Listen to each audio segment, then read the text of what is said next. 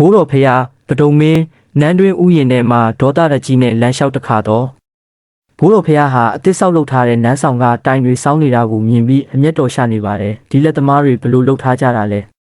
ငါနန်းဆောင်တိုင်တွေစောင်းနေတာဟာငါ့ကိုအတရေဖြစ်တာပဲမင်းကြီးကတိုင်တွေကိုလက်ညှိုးငေါက်ငေါက်ထိုးပြီးလက်သမားတွေကိုကျိမ်းမောင်း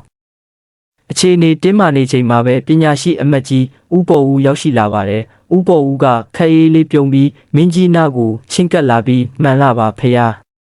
ဒီတိုင်တွေစောင်းနေတာဟာလက်သမားတွေညံ့လို့မဟုတ်ပါဘူးမင်းကြီးရဲ့ဖုံးတခိုးကြောင့်တိုင်တွေကတော့မင်းကြီးရှိရာကိုဥညွတ်နေကြတာပါဖေယား